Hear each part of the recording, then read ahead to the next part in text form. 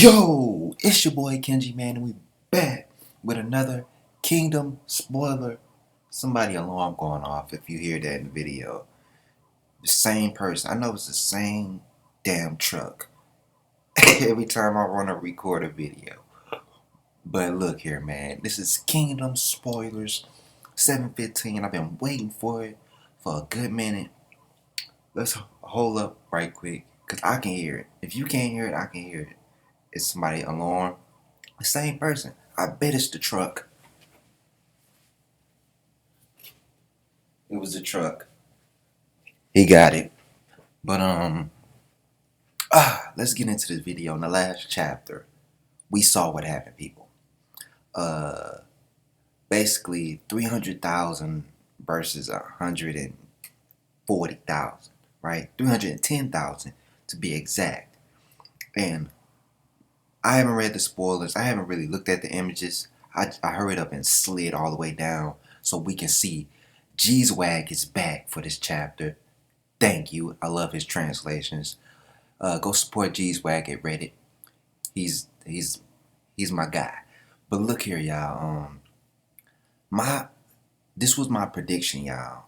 My prediction was that they have been tricked into going deeper into this territory, excuse me, and Gian, and that there will be no way to turn back. And even if they turn back, those two guys who had attacked the northern Quinn army of 200,000 would be behind them and take that castle from them, right?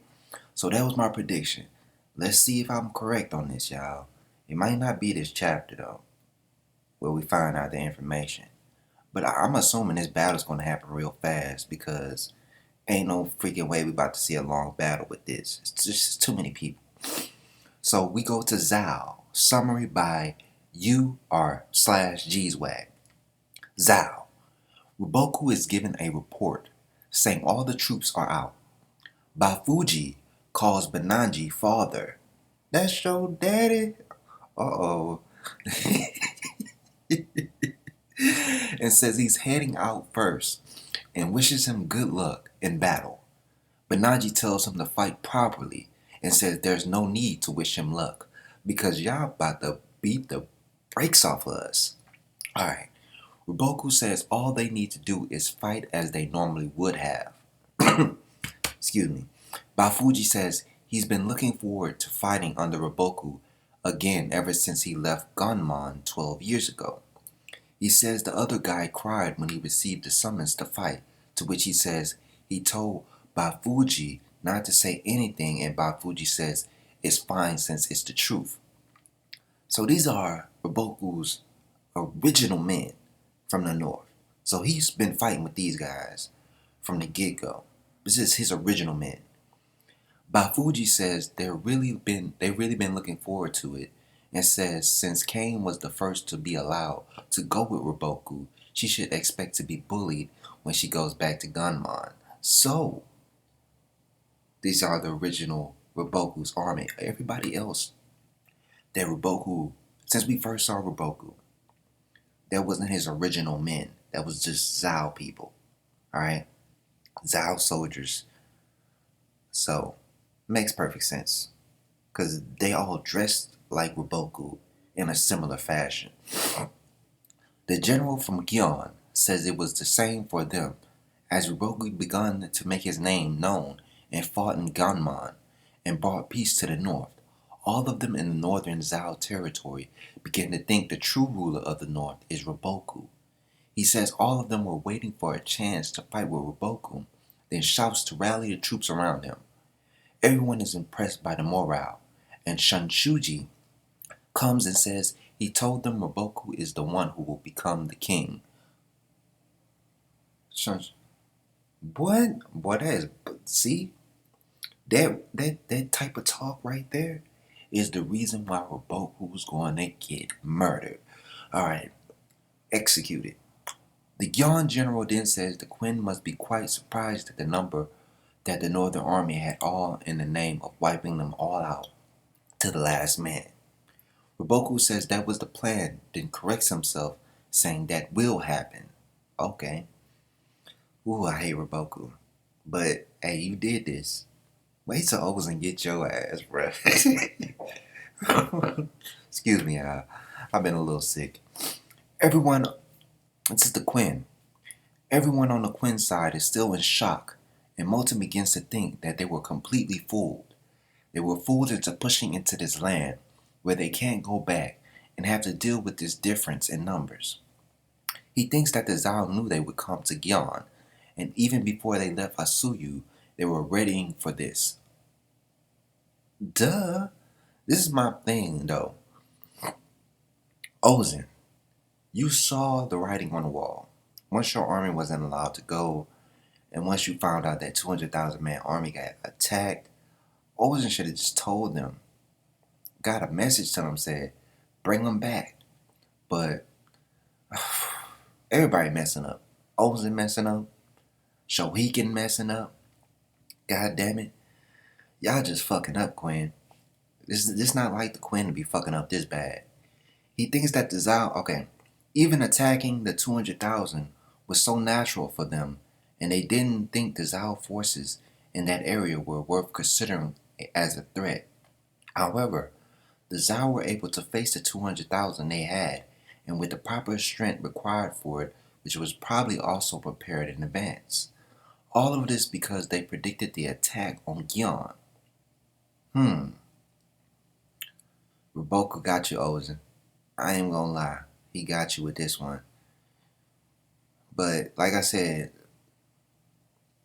Horror, you should have made this known a little bit more to let people who are reading this manga, let them know that the reason they had to go to Gian is because they couldn't allow an army to attack them from behind like that.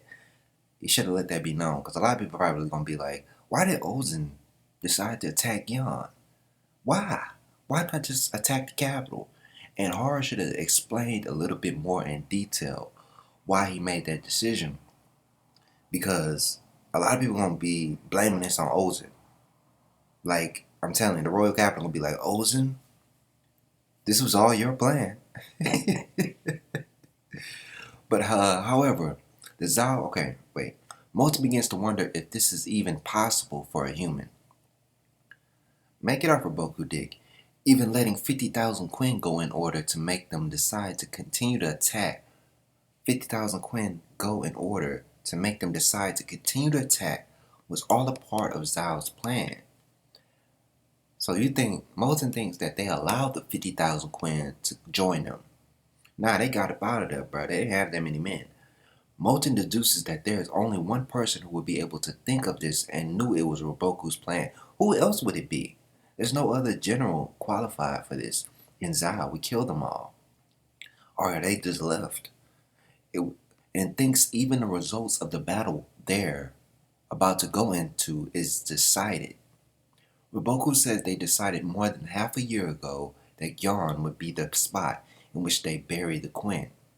As Moto tries to order his horses to the front, Riboku calls for the battle to begin, and the Zao charges.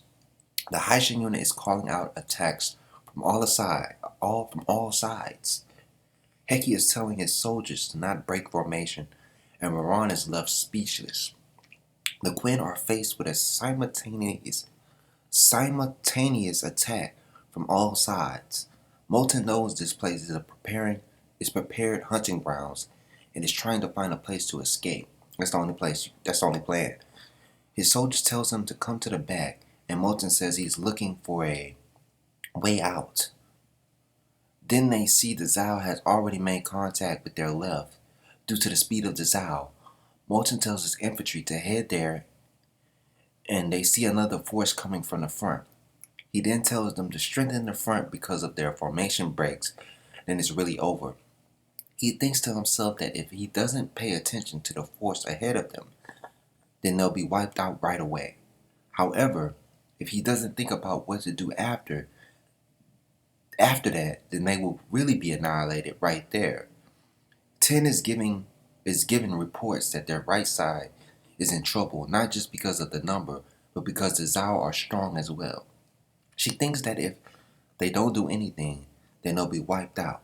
This situation is definitely one that Riboku came up with and doesn't know if there is even a way out of a situation Riboku created like this. Heki is then given a report saying their center is cannot hold out, and as Heki says to send reinforcements, it is already too late and their formation is breaking. No break next week. Now, the only person that really ain't said nothing was Kanki. Now, I don't think it's just going to be straight up annihilation. What I think is going to happen is Big Kanki is going to have a plan, right? And it's going to turn the tables on Riboku. But like I said, my prediction is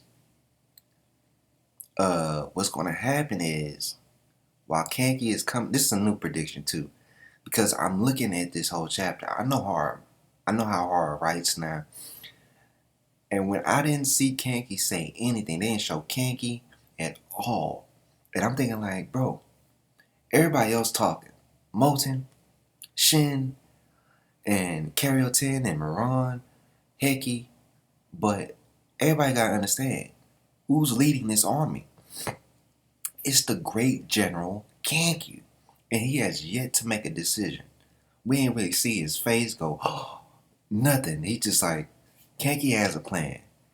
And believe me, people, focus on Kanki because he has a plan. But like I said, Riboku has been waiting for this day for a long time to get Kanki. And it's going to look like Kanki's going to have a comeback. And he's going to help the Queen have a comeback, right? But then Riboku is going to attack that castle.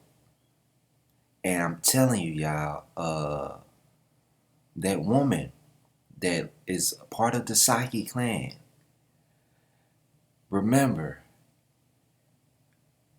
she's going to be the downfall of this whole thing. I'm telling you.